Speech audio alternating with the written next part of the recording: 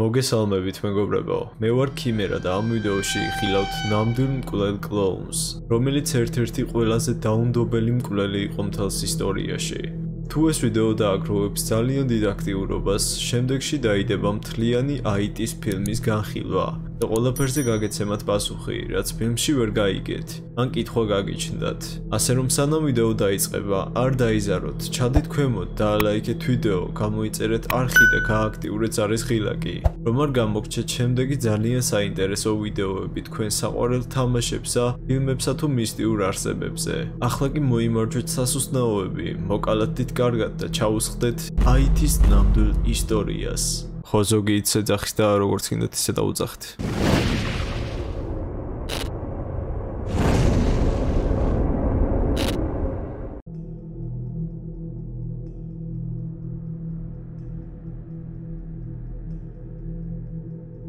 სტეფან კინგის მკვლელი კლოუნის პერსონაჟი, სახელად პენივაისი, ვფიქრობ ყოველსათვის კარგად ცნობილია.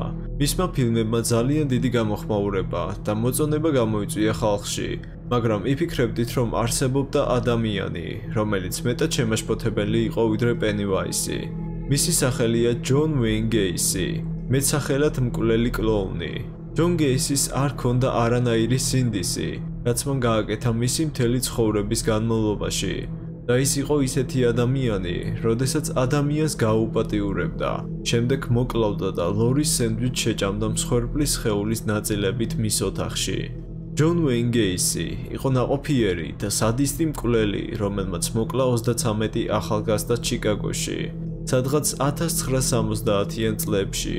მისი სახლის იატაკის ქვეშ აღმოაჩინეს 29 არასრულწლოვანის გვამები და ასევე 4 ახალგაზრდას გვამი მდინარეში იპოვეს. კიდევ არ ვიცით თუ რამდენი მათგანი მოკლა მან ამათ გარდა, ან სად მალავდა გვამებს. კარენ კონტი იყო მისი ბოლო ადვოკატი, რომელიც იბრძოდა გადაერჩინა გეისი, რომელსაც სიკვდილით დასჯა მიუსაჯეს. მან იცოდა თუ რას ნიშნავდა, როდესაც მკვლელ კლოუნს უყურებდი თვალებში.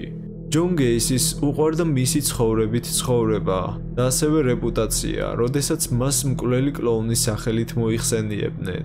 იგი ხატავდა ნახატებს საშინლად, მოკლედ რომ თქვათ საშინელი მხატვარი იყო, მაგრამ ის აკეთებდა ფულს ამ ნახატების გაყიდვით და მისი საყვარელი ნახატი იყო მკვლელი კლოუნი. მას ძალიან უყვარდა მკვლელი კლოუნის პერსონაჟი. ჯონი იყო პოპულარული წევრი საზოგადოებაში, რადგან ხშირად ატარებდა წვეულებებს და ართოვდა ბავშვებს მისი კლოუნის კოსტუმით. მაგრამ ერთ დღესაც, როდესაც პოლიციამ აღმოაჩინა გვამები მისი იატაკის ქვეშ, რომლებიც დამარხულები ჰყავდა, ყველას ძალიან გაუკვირდა, რადგან მის სამეზობლოს ჯონი თბილი, კეთილი და კარგი ადამიანი ეგონათ. მაგრამ სინამდვილეში ხალხს კარგ ადამიანად აჩვენებდა თავს და მასში ძალიან დიდი სიბოროტე იყო მოქცეული. ვერავინ იეჭვებდა იმას, რომ კლოუნის მაკიაჟის უკან დაუნდობელი მკვლელი იმალებოდა. ახალგაზრდა მსხვერპლებს ნორვუდის პარკიდან თავის სახლში მიიტყუებდა. შემდგომ ბორკილებს ადებდა ხელებზე და დაუცველებს ტოვებდა. ამის შემდეგ იგი არასრულწლოვანებს აუპატიურებდა და კლავდა საწყალ ბავშვებს. ჯონ გეისი ძალიან ენერგეტიკული იყო. ზოგჯერ ერთ დღეში 3 ადამიანსაც კი კლავდა. ის მუშაობდა დიდი ხნით სამსახურში. შემდეგ ღამე გავიდოდა სახლიდან, ნარკოტიკს იღებდა, ალკოჰოლს სვავდა, იპოვიდა ახალგაზრდა ბიჭს, წაიყვანდა მის სახლში, გააუპატიურებდა და საშინელი სიკვდილით გამოასალმებდა სიცოცხლეს. ამის შემდეგ კი ისევ წავიდოდა და იგივეს გააკეთებდა იმავე ღამეს. კონთი ამბობს, რომ გეისის არასდროს ჩაუდენია სასტიკი ან ძალადობრივი აქტები მის ცხოვრებაში, იქამდე სანამ პირველ მსხვერპლს 15 წლის ბიჭს არ მოკლავდა. მაგრამ ის რომ გულქვა იყო ნამდვილად აშკარაა. იყო შემთხვევა, როდესაც მან გადმოიღო დიდი რვეული და მას ჰქონდა უამრავი სხვადასხვა ჩანართები. შემდეგ, როდესაც გადავშალე იქ ეწერა სხეული ნომერი 1, ჩანართი 1 და იქ ასევე იყო სურათები მისი ერთ-ერთი მსხვერპლის. ვიღაცამ ფული გადაუხადა ვიღაცას, რომ წასულიყო და მოიტანა მისთვის მსხვერპლის სასკოლო სურათი, მისი სახლის ფოტო, მისი მშობლების ფოტო და გაზეთის სტატიები ამ ბავშვის შესახებ. შემდეგ, როდესაც გადავშალე ეწერა სხეული მეორე და ესე გრძელდებოდა მსხვერპლების სია. ამის დანახვის შემდეგ მე ვკითხე, ჯონ, რა არის ეს, საიდან მოიტანა ეს ყველაფერი? და მან მიპასუხა, რომ მე ამას ვეძახის სხეულების წიგნს. ადამიანის სიცოცხლის უგულებელ ყოფამ კი ასევე იჩინა თავი მისი ფილმების არჩევანშიც. მან მითხრა, რომ ის უყურებდა ფილმს, სახელად კრავთა დუმილი და მე ვუთხარი, ჯონ, როგორ გრძნობ თავს ამ ყველაფრის შესახებ? მე გულისხმობ, რომ არ არის ეგ შენთვის საშიში? ის პასუხობს, რომ არა, შენ ვერ ხვდები, როდესაც შენ ხარ ჯონ გეისი, თქვენ ფესვებს იღებთ მკვლელისთვის. ჯონ ვეინ გეისის მიესაჯა სიკვდილით დასჯა 1994 წლის 10 მაისს. ილინოისის შტატის ციხეში თქვენ მიგესაჯათ სიკვდილი. კორტი უკან როდესაც იხედება, ყოველთვის ხვდება, თუ როგორ ხშირად, მომხიბლელად, მაგრამ ყოველთვის უემოციოდ ატყუებდა მის მსხვერპლებს გეისი. როდესაც ბოროტულად გამოიყურები სახეზე, ნამდვილ ბოროტად, პირიქით ეს ბოროტულად არ გამოიყურება. ჯონი გამოიყურებოდა ჩვეულებრივ მეზობლად, შენ საყვარელ ბიძად. ის იყო მხიარული, ის იყო მომხიბლელი, ის იყო მეგობრული, ის იყო ინტელექტუალური და ის არ გამოიყურებოდა ბოროტად. და მე ვფიქრობ, რომ იმ შემთხვევაში თუ მას ექნებოდა ბოროტული გამომეტყველება და მოიქცეოდა ბოროტულად, იგი ვერასდროს დააღწევდა თავს იმას, რასაც აქამდე დააღწია თავი. მეგობრებო, მინდოდა ვიდეო პატარა არ გამოსულიყო და დამატებითი ინფორმაცია მომეცა თქვენთვის, ასე რომ მეც ძალიან მაინტერესებდა და თუ თქვენს გაინტერესებთ, დარჩით ბოლომდე ვიდეოსი. მოკლედ აღმოაჩინე მსხვერპლები, რომლებიც ამ მკვლელმა კლოუნმა მოკლა. ახლა ვიგანახებთ სურათებსაც და მათ ასაკსაც, რა ასაკისები იყვნენ. მეგონა რომ უფრო პატარები იქნებოდნენ, მაგრამ ზოგი სრულწლოვანიც აღმოჩნდა და უფრო დიდიც. და ასევე მინდა გითხრათ, რომ ეს ფოტოები არის მათი მშობლების ან ნათესავების მიერ მოცემული, როცა დაიკარგნენ და ცნობილია ბევრი ფოტო, მაგრამ არის ისეთი ადამიანებიც, რომლის ფოტოებიც არ არის.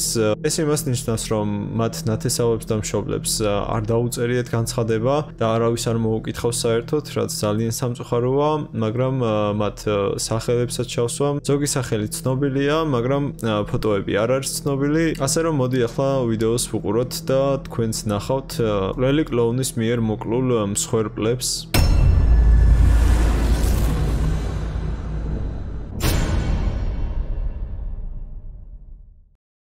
ტიმოტი ჯეკ მაკქოი, 16 წლის. მსხვერპლი ნომერი 28, 14-დან 18 წლის. ჯონ ბუტკოვიჩი, 18 წლის. მსხვერპლი ნომერი 5, 22-დან 32 წლის. დარელ სამსონი, 19 წლის. სამუელ სტაპლეტონი, 14 წლის. რანდალ რეფეტი, 15 წლის. მაიკლ ბონინი, 17 წლის. ვილიამ ქეროლი, 16 წლის. მსხვერპლი ნომერი 26, 22-დან 30 წლის. ჯიმი ჰაკენსონი, 16 წლის. მსხვერპლი ნომერი 13, 17-დან 21 წლის. მსხვერპლი ნომერი 21, 21-დან 27 წლის. რიკ ჯონსტონი, 17 წლის. ვილიამ ჯორჯ ბანდი, 19 წლის.